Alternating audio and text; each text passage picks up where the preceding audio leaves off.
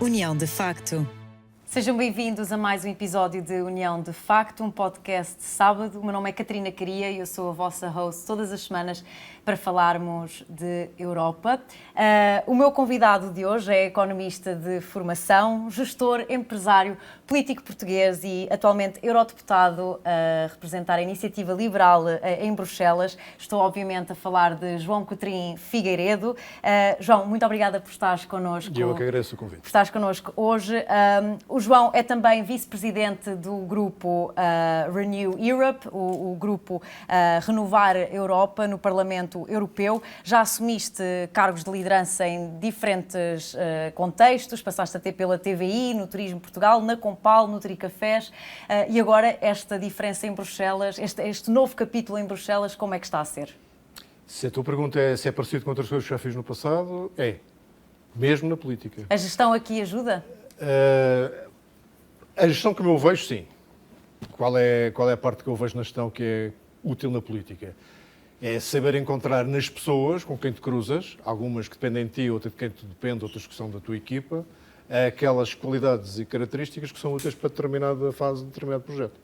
Saber rapidamente perceber esta pessoa particularmente criativa, ou particularmente atenta ao detalhe, ou particularmente boa na parte de comunicação, por exemplo, e saber expor isso num grupo que depois funciona. Exatamente. Essa parte é útil e ao longo da vida na gestão vais cada vez com menos erros, também te enganas obviamente, de reconhecendo mais rapidamente essas qualidades. Em Bruxelas isso já foi útil, de facto. Já foi útil. Já foi útil. Agora, neste momento estamos aqui num período de pausa nos trabalhos parlamentares, mas brevemente retomará toda a animação em Bruxelas. Logo com um capítulo interessantíssimo. Queres nos falar sobre isso? Não, a audição dos comissários. Ok, exatamente, sim. Vai ocupar boa parte do mês de setembro, se calhar mais, e estamos a falar de 27 pessoas. No passado, a última vez que houve eleições de comissários, confirmações, audições dos nomeados para comissários, houve pelo menos uma nega, digamos assim, um chumbo. Certo. E, portanto, vamos ver se desta vez isso volta a acontecer, porque o papel do Parlamento Europeu, nesta legislatura, eu acho que é diferente, para mais importante do que foi no passado. Não sei se tinha alguma coisa a ver com as perguntas que vieram a seguir. Não, mas eu gostava que falasses sobre isso. Porque é uma coisa que eu acho que deve ficar claro. A Europa sempre evoluiu, e às vezes com alguma velocidade e até significativa, por força de impulsos políticos dados por aquilo que se chamava na altura o eixo Paris-Bona. Portanto, ainda era anterior à reunificação alemã. E depois o eixo Paris-Berlim. Com o que se passa na política alemã e com o que passou agora nas eleições em França, nenhum desses dois países, nenhum desses dois líderes, quer o Olaf Scholz, quer o Emmanuel Macron, está em condições de dar esse impulso. Não tem força política para o fazer. Portanto, de repente, se queres, e nós queremos, nós, a Iniciativa Liberal, não só queremos, como achamos que é absolutamente necessário que a Europa dê esses saltos, o impulso político tem que vir de algum lado e tem que vir das instituições europeias. O Parlamento Europeu não tem poder executivo, portanto, não terá essa iniciativa. Certo. A Comissão tem lá, mas o papel então escrutinador do Parlamento assume particular importância. A começar pelo quê? Pela nomeação dos comissários que vão ser os tais executivos daquilo que se espera que seja um impulso. Portanto, neste momento, e isso eu tive oportunidade, por uma história que depois posso contar mais à frente, de diretamente, numa conversa bastante longa, 3/4 de hora com a própria Ursula von der Leyen, de explicar este mandato para o qual ela depois, 2 dias ou 3 depois da nossa conversa, foi reeleita, traz maior responsabilidade à Presidente da Comissão Europeia, porque ela vai ter que ser, digamos, o motor, a locomotiva do projeto europeu. Mas isso a Ursula von der Leyen já tinha consciência ou achas que estava numa linha de continuidade? É evidente que eu não lhe dei novidade nenhuma relativamente à análise política do que se passa nos vários países. Agora, talvez ela não tivesse à espera que ainda por cima, um membro de um grupo que é conhecido, o grupo dos liberais, é conhecido por ser bastante crítico sempre das ações que a Comissão toma, lhe viesse dizer, avança, porque nós apoiaremos esses avanços, esses ímpetos e esses ritmos que se queiram acelerar, na certeza de que o nosso papel é escrutinar e fiscalizar. Exato, sim. Há um papel também importante para o Conselho Europeu. Vamos voltar já à história. Não vais fazer perguntas nenhumas, porque isto tudo encadeado.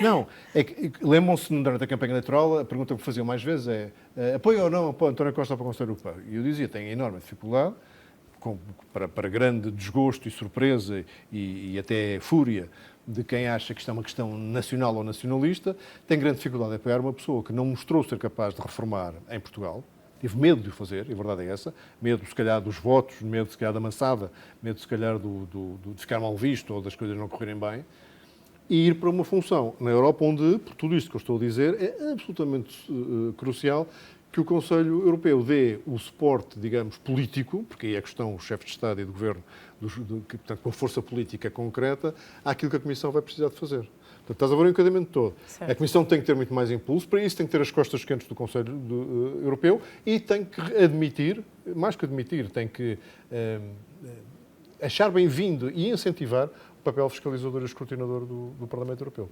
Portanto, por todos estes motivos, esta nova legislatura vai ser bastante diferente das anteriores. E já que falaste do Parlamento Europeu, foste recentemente eleito vice-presidente do Renovar a Europa, o grupo parlamentar dos liberais europeus, e agora o Renovar a Europa conta com 75 membros. Dizes que é necessário inverter os resultados das últimas eleições europeias em que o Renew Europe perdeu mais de 20% dos seus lugares. O que é que correu mal e o que esperas melhorar neste mandato? Este podcast é uma coisa sem tretas e sem gravatas. Sem tretas e sem gravatas. Sem gravatas já podem confirmar que estamos e agora vão confirmar que é sem tretas. Isto é muito fácil. Falamos só de eleições, mas isto aplica-se a outras coisas da vida. Quando tens uma ideia fantástica e não consegues convencer ninguém, ou pelo menos não consegues convencer o número suficiente de pessoas que tu achas que a tua ideia merece, das duas uma. Ou a ideia não era assim tão boa, ou foste muito mal a comunicá-la. Correto? Certo. Eu, como não estou disponível, mas não estou mesmo por convicção, nem é teimosia, por convicção, para admitir que as ideias liberais não são boas, tenho que concluir que é a forma como estamos a comunicá-las que é particularmente pouco apelativa e particularmente pouco eficaz na captação de eleitorados. Digo isto com particular vontade porque a Iniciativa Liberal tem tido um bom resultado nas europeias. É um bom resultado que eu também, sem tretas, digo 9%. Não é 99%, é 9%. Portanto, não há uma coisa que se possa dizer que seja esmagadora. É boa em relação à base de onde vínhamos, mas mesmo isso me permite dizer, e dizer aos meus colegas liberais o seguinte: nós conseguimos ir buscar votos à extrema-direita. Nós conseguimos ir buscar votos, e muitos, à juventude. Nós conseguimos buscar votos, e muitos, às camadas mais dinâmicas da sociedade. Se os outros partidos liberais, nos vários países europeus, tivessem a mesma capacidade, e alguns deles com 40, 60, 80 anos de história, se fizessem o mesmo, nós não teríamos os 75, por acaso um bocadinho mais, porque está sempre a entrar a sair gente, mas os 70 e tal eurodeputados que temos hoje, teríamos mais do que os 102 que já chegamos a ter em legislaturas passadas. Não tenho dúvida nenhuma sobre isso. Mas para isso temos que admitir que houve um problema. E esse foi o primeiro choque quando cheguei a Bruxelas. A eleição em Portugal e noutros países foi no dia 9 de junho. Eu no dia 10 de junho estava em Bruxelas a chatear os meus colegas liberais, que isto não tem outro nome, a dizer: o que é que se passou? Em Espanha desapareceram. Não é? Em França passaram para metade. Há ali situações que têm que ser explicadas, não é? E têm que ser percebidas, sobretudo, para que em 29, nas próximas eleições europeias, não estejamos a lamber as mesmas feridas. Vou cometer aqui uma inconfidência, porque estas coisas têm graça também de dar umas caixazinhas, que é, há um projeto que eu pus em cima da mesa da presidente do grupo Renew, a Valérie Hayer,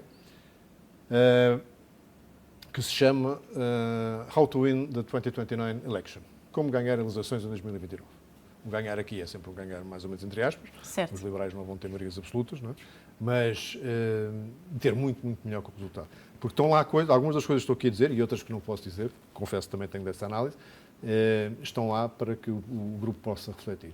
E foi um bocadinho por ser chato nestas coisas, exigente noutras, estar sempre a querer que eles concluam que houve erros que foram cometidos que não se devem repetir, que provavelmente acabei de vice-presidente do grupo. Ter acabado de chegar. Porque estás, no fundo, a tentar renovar, reformar renovar o Renew. Ou seja, renovar também mais a nível da forma como são apresentadas as ideias. Sim. Chegar às audiências certas, é isso que está a falhar. Sim. Por coincidência de agenda, a convenção estatutária da Iniciativa Liberal em Portugal, em Santa Maria da Feira, ocorreu no princípio de julho, portanto, mais ou menos neste entramento, 3 ou 4 semanas depois das eleições. E na altura também falei à Convenção e disse-lhes um bocadinho o mesmo. Nós podemos estar muito fascinados com o que temos estado a conseguir fazer, mas o que falta fazer é muito mais difícil. E, sobretudo na parte de apelar às pessoas e atraí-las, seduzi-las mesmo, Sobretudo fazê-las porque a história votar. do partido em Portugal é muito mais recente do que seria nos tais outros países Certo, mas há europeus. outros partidos que apareceram mais ou menos ao mesmo tempo que Sim. nós e que crescem mais depressa. Sim. Há coisas que esses partidos fazem que nós nunca faríamos. Pois. Mas há outras que se calhar fazem que não era mal a gente olhar o que é que está ali a acontecer. E a coisa que eu sublinhei, e alguns órgãos de comunicação até pegaram nisso, porque eu acho que a análise é correta e acho que podíamos aprender com isso, é que os liberais, com toda a história do movimento liberal, com todos os casos de década após década em vários países em que as políticas liberais funcionaram, habituaram-se a uma coisa que eu vou chamar assim, que habituaram-se a que ter razão chega, basta. Não basta. Não chega. Ter razão é muito bom porque te dá uma base de credibilidade, mas não chega para convencer as pessoas. As pessoas não são convencidas do pescoço para cima. As pessoas são convencidas se lhe tocas às emoções e se lhe mostras porque é que aquela política que estás a querer implementar vai conduzir a um resultado que é emocionalmente relevante para elas, ou para os seus filhos, ou para as pessoas que elas gostam. Aí sim elas atraem-se para um movimento político.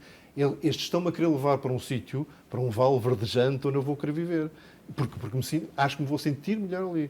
Não é uma coisa... Não me perguntes qual é a porcentagem de racionalidade nisto, mas certamente não é 50%. É vontade de seguir aquela pessoa. Tens de ter confiança e a credibilidade ajuda aí. Sim, credibilidade técnica, se quiser. Mas é só o princípio da história. Portanto, o resto... E eu acho que os liberais, um pouco por todo lado, também porque se habituaram a ter sucesso, habituaram-se a ganhar em muitos países, não é? Portugal não, em muitos países habituaram-se a ganhar eleições, acharam que bastava ter razão. Não. Temos que apelar às pessoas, porque outros estão a apelar às emoções das pessoas. Infelizmente, às emoções mais negativas, o medo e a inveja, etc. E funciona. Sim, e não querendo, agora que pegaste nisso, e não querendo naturalmente fugir do tema da Europa, é interessante porque nós agora estamos a assistir esta semana à Convenção Nacional Democrata e é precisamente esse apelo à empatia, a coisas que são relatable, não é? Tens Isso toda a resulta. razão. Toda a razão. É sem dúvida uma lição que nós podíamos aprender também. Eu sei que o podcast vai para o ar só daqui a alguns dias, mas hoje de madrugada acabou a Convenção Democrata. E se alguém, eu segui aquilo por interesse, por ver ofício, porque gosto de política, e esperei-me aquilo tudo, não encontro medidas de política, mas encontro muito apelo à emoção e muito.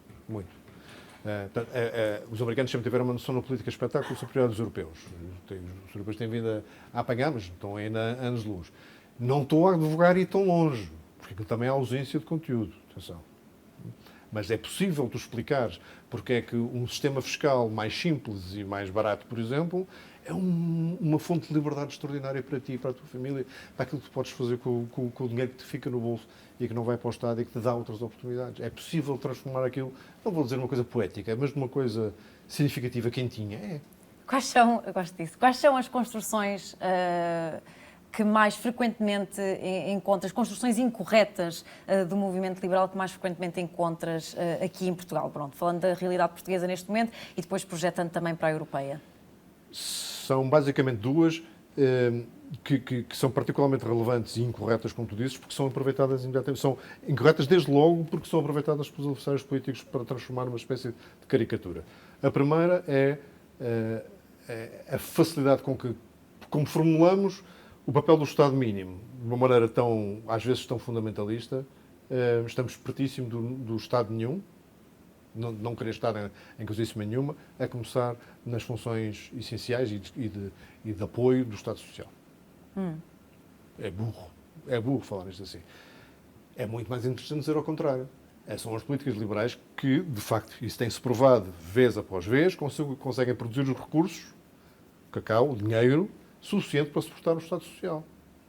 E eu daqui a bocado vou falar porque é que a Europa está nesta encruzilhada. Está em várias encruzilhadas, mas há duas delas particularmente chatas, e tem a ver com isto. Está a construir um conjunto, ou construiu no passado um conjunto de expectativas e de direitos adquiridos, para os quais precisa de gerar muito mais riqueza do que tem conseguido fazer nas últimas décadas. Bom, portanto, esta é uma questão do Estado. E a outra é deixar-se acantonar em temas económicos. Mas, repito, o dinheiro aqui é um instrumento, é um meio para. É importante não desperdiçar, gastá-lo bem, gerar riqueza, tudo isso é importante. mas tens de explicar para quê. E todas as coisas para que fazes, para a qual tens utilidade do dinheiro, são coisas hiper relevantes para a vida das pessoas. Dar uma educação melhor a um filho. Conseguir não ter uma aflição se tiveres um problema de saúde. Conseguir, se calhar, despedir-te do teu emprego para arriscar numa coisa que toda a vida quiseste fazer. Todas essas coisas do bem-estar material dão-te esses graus de liberdade, essas opções. É a equivalência entre ter um pouco mais de dinheiro e ter mais liberdade que eu gostaria que as pessoas tivessem na cabeça quando pensavam em liberalismo. É isso que eu estou a dizer. Eu não estou a dizer que as pessoas têm que ser mais ricas para ser mais felizes. Não. Têm que ser mais ricas para não estarem sujeitas aos choques da vida e para terem mais opções. Não estarem condenadas a determinadas escolhas e, às vezes, a não terem escolhas absolutamente nenhumas. Portanto, perguntaste-me dois casos onde os liberais são maus. É nisso. E depois eu volto a dizer, trabalham muito do pescoço para cima. Têm muita facilidade em ganhar discussões técnicas e acham que isso chega. E essa facilidade prende-se precisamente com a ignorância das pessoas quando falamos, por exemplo, de literacia financeira? Também. Ou seja, combatendo essa iliteracia financeira, o movimento liberal seria mais facilmente entendido. Acho que fizeste uma ligação interessante, embora eu acho que eles pertencem a dois universos de pensamento diferente. A literacia financeira é mais uma ferramenta, é como saber falar uma língua. Uhum. Portanto, se por acaso aprendes a falar turco e a tua vida te leva à Turquia, tens 10 vezes mais facilidade do que se não souberes, não é? Portanto, se souberes falar financeiros, tiveres literacia financeira, e toda a nossa vida tem imensas decisões que às vezes te correm mal porque não tens suficiente literacia financeira. Quando és atraída pelo canto da sereia de créditos pessoais que são quais os horários e não te apercebes das taxas implícitas, quando abres conta num banco que se calhar não tem nada às melhores condições, quando decides que vais poupar para a tua reforma um dia e o fazes de uma maneira que não te vai efetivamente ajudar ou não ajudar tanto. Portanto, tens dezenas de decisões ao longo da tua vida. Tu estás na idade agora, qualquer dia pensas, mas certamente já pensaste em comprar casa, claro, e a constituir família, etc. São decisões financeiramente muito importantes e com impactos durante muito, muito tempo. As pessoas, se tomarem melhores decisões financeiras, têm menos maçada e voltam a ter mais dinheiro no bolso, o tal dinheiro no bolso que permite outras escolhas e outros graus de liberdade. E isso para mim é que é importante. É as pessoas não estarem presas, por exemplo, à hipoteca ou um compromisso financeiro pesadíssimo porque fizeram mal as contas, e isso obriga-as a não podem mudar de cidade, não podem mudar de emprego, não podem mudar de vida, ficam condenados a fazer 20 ou 25 anos da mesma vida, e não há nada mais sufocante, mais desesperante, menos livre, menos liberal do que esta. E se calhar era evitável. E de que forma esse cenário de que falas é causa de alguns dos maiores problemas que vivemos hoje em dia na Europa, que era aquilo que tinhas dito que íamos falar? Sem tretas, mais uma vez, a Europa está em apuros sérios. Porque durante demasiado tempo, há bocado já de entender, criou um conjunto de expectativas de direitos e de garantias às pessoas que são caras de manter num Estado Social. O Estado Social que os europeus se orgulham, e bem, porque ele é bastante completo, mas é caro. Se fazes isso ao mesmo tempo que deixas de acarinhar, que acho que é o termo mais correto, os fatores que te levaram a ter condições financeiras para ter esse Estado Social, e quais são essas condições? Integrar mercados. Quando é que a Europa deu grandes saltos? Quando integrou mercados, quando constituiu mercados únicos, ou nos foi alargando, quer em número de bens e serviços, quer em número de países, e depois às tantas parou. Diz-me um grande movimento de unificação de mercados na Europa neste século. A União Bancária ficou a meio, nem sequer está concluída, e pouco mais. E essa existiu e teve aceleração porque tivemos uma enorme crise financeira, senão estou convencido que nem isso teríamos tido. Não temos um mercado único de energia, não temos um mercado único das telecomunicações, o mercado único digital está a começar a funcionar, mas está mal construído porque, lá está, não acarinhámos outra coisa que no passado fez todo sentido, era um mercado único onde se permitia concorrência entre todos. No mercado dos serviços digitais a concorrência está muito limitada e até está limitada de maneira errada. A união do mercado de capitais, que é uma coisa fundamental para que as empresas nos países mais pequenos que não têm mercados de capitais tão pujantes possam ter o mesmo acesso ao capital. Uma boa ideia nascida em Portugal deve ser tão fácil de financiar como uma boa ideia nascida na Alemanha. Estás de acordo? Acho que é o básico. Não é? Não é assim hoje. E já não falo de ser tão fácil de financiar como uma ideia americana. Porque estamos em concorrência. Portanto, a Europa deixou de acarinhar isso e depois, agora falei na América porque é aí que eu queria chegar agora, gerou um desequilíbrio entre os direitos que estão, vamos chamar-lhe adquiridos, e os recursos necessários para os cumprir, ao mesmo tempo que foi perdendo terreno para os Estados Unidos. Há 25 anos, o PIB global dos Estados Unidos e da União Europeia eram idênticos. Hoje, os Estados Unidos é 80% superior. Em 25 anos.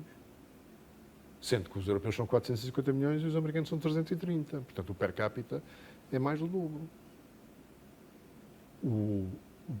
Espero não estar a dizer mal. Pois, fact-checkers, acorda. O segundo ou terceiro estado mais pobre dos Estados Unidos, eu acho que é o Mississippi, tem um PIB per capita igual à Alemanha. E porquê é que isto é importante? Porque tudo que a Europa deixou de fazer e se acumulou com o pretexto, alguns até às vezes não foram pretextos, foram mesmo motivos, de que havia uma crise para resolver, uma pandemia para resolver, agora uma guerra para resolver. A Europa deixou de fazer as reformas, deixou de integrar mercados, deixou de crescer e agora vai ter que fazer tudo mais ou menos à pressa. O investimento em defesa que vai ter que fazer é caríssimo. A integração dos novos países que estão à porta para o alargamento é caríssima. A transição energética é caríssima. A transição digital ainda há muito dinheiro para gastar. É tudo caro e é tudo complexo. Vais precisar de muita gente boa para fazer boa tecnicamente. Certo. Portanto, pessoas da tua geração que têm essa capacidade, que têm essa energia, têm essa qualificação, vão estar confrontados com um salário de determinado nível na Europa e um que muito provavelmente é o dobro ou o triplo nos Estados Unidos, nas mesmas matérias. Portanto, para fazer aquilo que precisamos de fazer, daqui a 5 ou 10 anos vamos ter na Europa aquilo que já hoje tens em Portugal, que é uma fuga dos mais qualificados. Sim, neste momento ainda não sentimos ainda isso. Não sentimos, acho que há porque os números são maiores e porque há bolsas de grande especialização na Europa que ainda disfarçam isso um pouco, mas à medida que tu precises, se levares a sério a transição energética, precisas de milhares e milhares de especialistas, engenheiros, mas não só, nessas áreas. Recorres à imigração, em alguns casos é possível, nem sempre. Portanto, este problema vais tê-lo. Até um desequilíbrio que, por isso é que eu digo que estamos em apuros, porque deixámos durante demasiado tempo de cuidar destas coisas que tinham feito a Europa. Uma coisa que eu dizia muitas vezes em campanha é: as pessoas em Portugal e noutros sítios, mas em Portugal sobretudo, gostam muito da Europa porque sempre habituaram-se a ver a Europa como um grande espaço de paz, realmente não havia guerra, até há 2 anos atrás, de liberdade, de circular, tinhas os Erasmus, tinhas a livre circulação de bens, tinhas a circulação de pessoas, era um espaço de liberdade, podias dizer o que querias, e de prosperidade. A guerra já falámos, a prosperidade também já falámos, está em risco, e mesmo as liberdades. Hoje é demasiado fácil as pessoas dizerem com grande leviandade: temos que impor limite ao discurso online porque há aqui ou há desinformação, ou há isto ou aquilo outro. Eu digo: sim, senhor, há um problema, mas não vamos criar um ainda maior.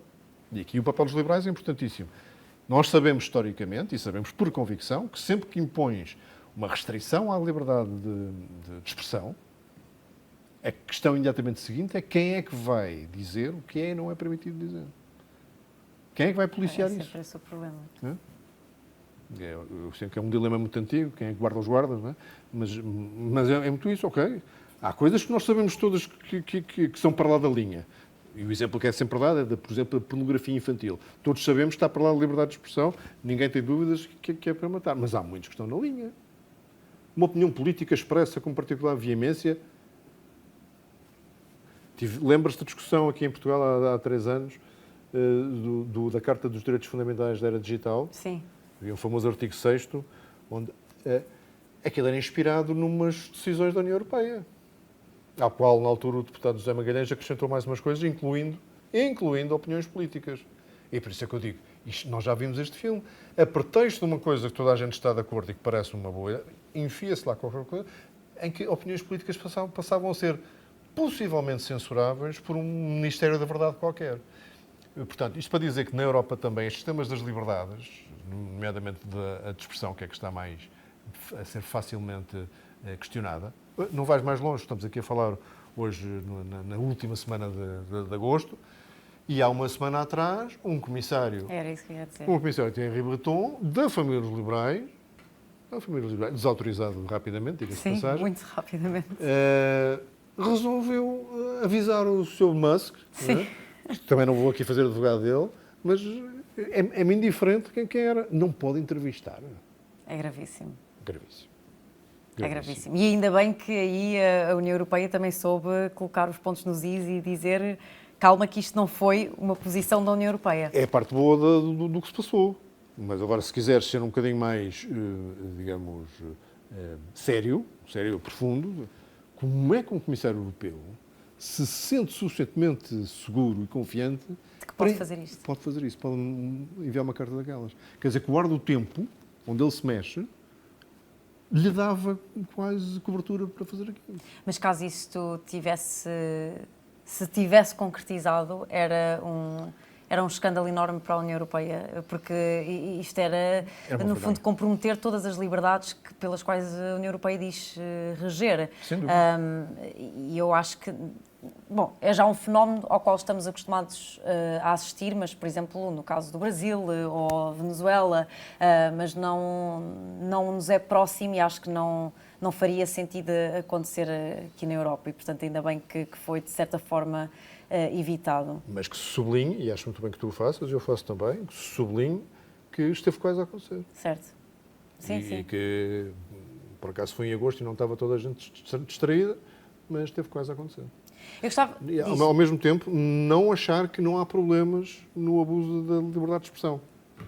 Mas que a forma de o combater não é certamente limitando o discurso, é aumentando o discurso que combate esse discurso. Até porque, uma vez em conversa com um professor, foi dito que a liberdade de expressão não pode ser só para o lado que nos interessa. Portanto, se a liberdade de expressão é para apoiar a minha visão política, a forma como eu vejo o mundo, e depois não é para o outro lado, então não é liberdade de expressão verdadeiramente e isso não pode ser aceitado. E é verdade para todos os direitos verdadeiramente que defendes de uma forma verdadeiramente nobre, defesa nobre de um direito é defender um direito que tu tens quase a certeza que nunca vais usar. Não é para ti. Mas outros o farão e tu sentes-te melhor viver numa sociedade onde isso possa acontecer. Existe, exatamente, sim. Portanto, defender direitos para si próprio ou defender a liberdade de expressão para opiniões que já são tuas não vale nada. Agora, para outros, que te incomodem, que te questionem, isso sim, tem mais valor. Eu gostava de voltar atrás a um ponto precisamente sobre a competitividade da União Europeia em comparação com os Estados Unidos e precisamente na questão digital, até mesmo com um enfoque na inteligência artificial. Sim. Essa tem sido uma questão muito debatida em Bruxelas e alguns críticos apontam o excesso de burocracia e de codificação da inteligência artificial como um inibidor de competitividade. Eu percebo o comentário e a crítica, mas provavelmente as pessoas não leram com muita atenção esse ACT, do Artificial Intelligence Act. Porque é um bom exemplo daquilo que o Acá dizia. Não podemos partir do princípio que não há problemas com a liberdade de expressão. Não podemos partir do princípio que não há problemas com o abuso de algumas tecnologias. E no caso concreto da inteligência artificial, o que já estava a existir era o abuso e continua, enfim, todos nós conhecemos casos diários, de deepfakes ou de criações de tal forma bem feitas que se tornam indistinguíveis e tornam muito fácil levar as pessoas ao engano. E o que o Artificial Intelligence Act faz, sobretudo, é estabelecer escalões de risco. Por exemplo, o primeiro dos quais, e acho que não há nenhum liberal no mundo que esteja contra isto, é impedir que empresas usem o processamento através da inteligência artificial de dados biométricos para fazer aquilo que os chineses fazem do credit scoring. Saberem exatamente o que é que as pessoas andam a fazer e atribuem-lhes créditos ou débitos sociais em função do seu comportamento. Incentivos à proliferação deste tipo de negócios, de empresas e de inovação em inteligência artificial, até porque nós sabemos que a inteligência artificial está continuamente a evoluir e, portanto, até a própria legislação vai ficando para trás no meio de tantos avanços. João Coutinho Figueiredo, muito obrigada por estares connosco esta terça-feira. Já sabem, obrigada. Todas as semanas um olhar crítico, simplificado e informativo, sem tretas e sem gravatas, para a União de Facto.